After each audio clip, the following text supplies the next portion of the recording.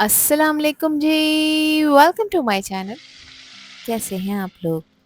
उम्मीद करती हूँ सब खैरियत से होंगे या मज़े में होंगे। आज आप लोगों के साथ शेयर करूँगी मैं चना दाल गोश्त की रेसिपी। अब आप सोच रहे होंगे कि ये तो सिंपल डिश है, लेकिन सच बताऊँ, इस सिंपल से डिश में जो मज़ा छुपा होता है ना, अगर इसे ठीक तरह से बनाया जाए तो यही सिंपल डिश आप लोगों को उंगलियां चटवा देगी। आज की वीडियो में बताऊंगी कि दाल को परफेक्टली कितना गलाना है, गोश्त को जूसी कैसे रखना है और मसालों का वो बैलेंस जो ना ज़्यादा हो ना कम। तो फिर रेसिपी को एंड तक देखें। अच्छी लगे तो लाइक भी कर दें और चैनल पर न्यू है तो चैनल को भी ज़रूर सब्सक्राइब कर लें। तो चलें फिर शुरू करते हैं इसको बनाना। तो बेहद टेस्टी सा ये चना दाल गोश्त बनाने के लिए दोस्तों यहाँ पर मैंने लिया है 500 ग्राम बीफ का गोश्त। आप इस रेसिपी को मटन के साथ भी बनाकर तैयार कर सकते हैं। गोश्त के मैंने थोड़े बड़े साइज़ के पीस रखवाए हैं, आप लोग रेगुलर कट में करवा सकते हैं। इसको मैंने अच्छी तरह से वॉश ड्राई कर लिया है। अब अपने काम को आसान करने के लिए और अपना टाइम बचाने के लिए मैं आज प्रेशर कुकर का यूज़ कर रही हूँ। सारा गोश्त मैंने प्रेशर कुकर में डाल दिया है। एक बड़े साइज़ की प्याज को रफली काट कर मैंने इसमें ऐड किया है। प्याज का वज़न तकरीबन 100 ग्राम है। इसके साथ ही 3 मीडियम साइज़ के टमाटर थे, जिसको मैंने पेस्ट बनाकर इसमें ऐड किया है और इसमें मैंने पानी बिल्कुल भी शामिल नहीं किया। 1 टेबल स्पून भरकर मैं इसमें अदरक लहसुन का पेस्ट शामिल कर रही हूँ। साथ ही अब कुछ स्पाइसेस भी इसमें ऐड कर लेंगे। तो सबसे पहले मैं इसमें शामिल कर रही हूँ नमक। नमक मैं 1 टीस्पून डाल रही हूँ। नमक आप अपने टेस्ट के अकॉर्डिंग डालिएगा। इसके साथ ही कश्मीरी लाल मिर्च का पाउडर इसमें शामिल कर रही हूँ और ये 1 टीस्पून है। ये तीखी बिल्कुल नहीं होती, मगर इससे कलर बहुत खूबसूरत आएगा चने की दाल गोश्त का। 1 टीस्पून जो रेगुलर लाल पिसी मिर्च होती है वो भी इसमें शामिल कर देंगे। मिर्चों की क्वांटिटी आप लोग हमेशा अपने टेस्ट के अकॉर्डिंग रखा करें।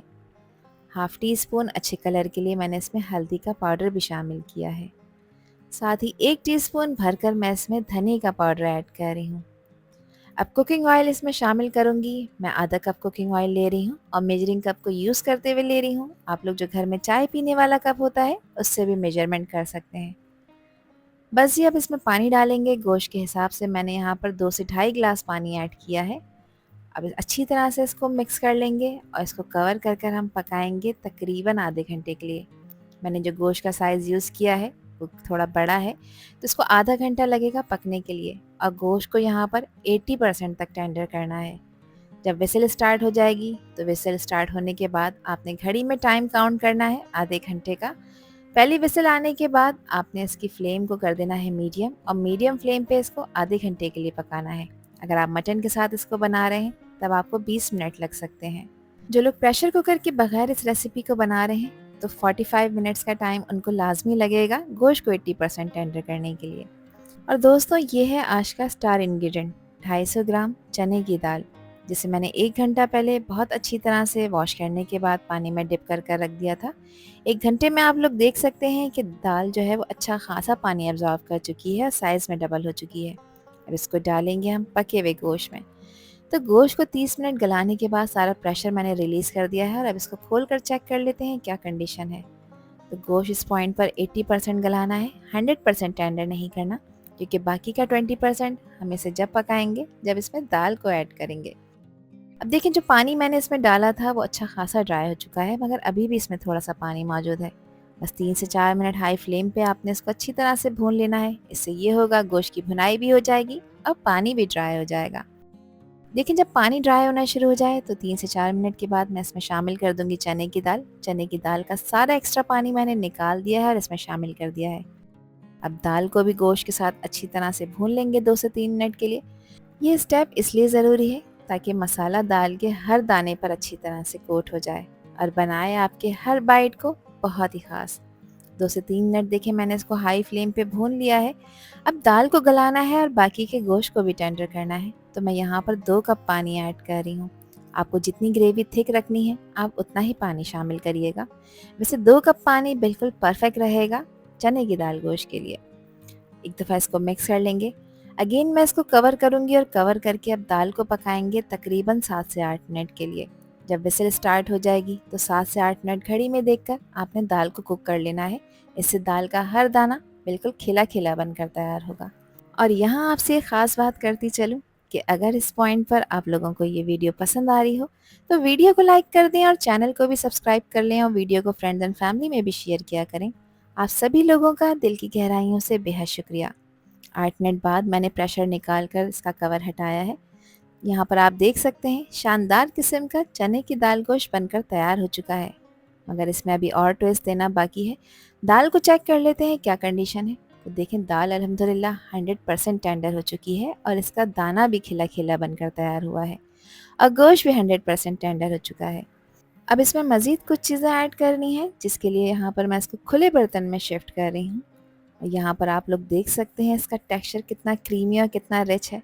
दाल का हर दाना बिल्कुल खिला खिला बनकर तैयार हुआ है, जिसे देखते ही मुंह में पानी आ जाए। तो आप लोगों के घर में चने की दाल गोश्त कैसे बनाया जाता है मुझे कमेंट सेक्शन में ज़रूर बताइएगा।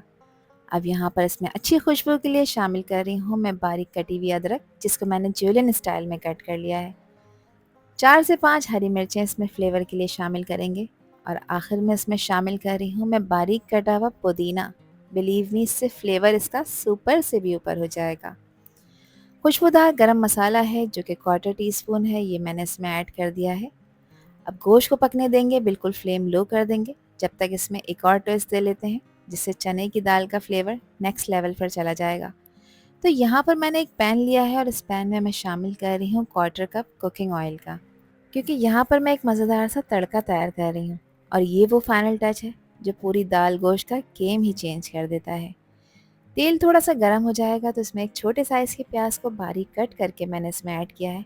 अब प्याज को आपने इसमें इतना फ्राई करना है कि प्याज का कलर हल्का खूबसूरत सा गोल्डन हो जाए। ध्यान रखिएगा इसको ओवर कुक नहीं करना, वरना फ्लेवर ख़राब हो जाएगा, प्याज कड़वी हो जाएगी। तो देखिए जैसे ही प्याज यहाँ पर गोल्डन हो गई है, मैंने गैस का फ्लेम लो कर दिया है और अब इस मज़ेदार गरम गरम तड़के को डाल देंगे दाल के ऊपर। तो जब ये गर्मा गर्म तड़का मज़ेदार चने की दाल गोश्त पे डाला जाता है तो वो सिजल की साउंड आती है जो दिल को सुकून देती है। अब इस तड़के को अच्छी तरह से मिक्स कर लेते हैं ताकि हर बाइट में आपको इसका भरपूर फ्लेवर मिले। प्याज का वो क्रिस्पी फ्लेवर जब दाल और गोश्त के साथ मिक्स होता है तो टेस्ट का लेवल लिटरली ही अलग हो जाता है। यहाँ ज़रा इसकी लुक तो चेक करें। दाल और गोश्त एक दूसरे में घुल मिलकर एक परफेक्ट कॉम्बिनेशन बना रहे हैं। अब एक खूबसूरत से बाउल में मज़ेदार से इस चने की दाल गोश्त को डिश आउट कर लेते हैं, जिसे आप इंजॉय कर सकते हैं तंदूरी रोटी के साथ, सादा रोटी के साथ और चावलों के साथ भी ये बेस्ट कॉम्बिनेशन बनाएंगे। इसकी लुक देखकर आपके मुंह में पानी आ गया होगा ना। तो ये है वो डिश जो हर दफ़ा आपकी डाइनिंग टेबल का स्टार बन सकती है। Full of taste, full of aroma. I hope कि ये वीडियो आप लोगों को पसंद आई होगी। पसंद आई हो तो कमेंट सेक्शन में अपना प्यार सा फीडबैक मुझे लाजमी शेयर करिएगा और चैनल पर न्यू है तो चैनल को भी ज़रूर सब्सक्राइब कर दीजिएगा। अपना बहुत ख्याल रखिएगा दोस्तों, अपनों का भी ख्याल रखिएगा और मुझे भी अपनी प्यारी दुआओं में याद रखिएगा। अल्लाह हाफिज़, अल्लाह निगहबान।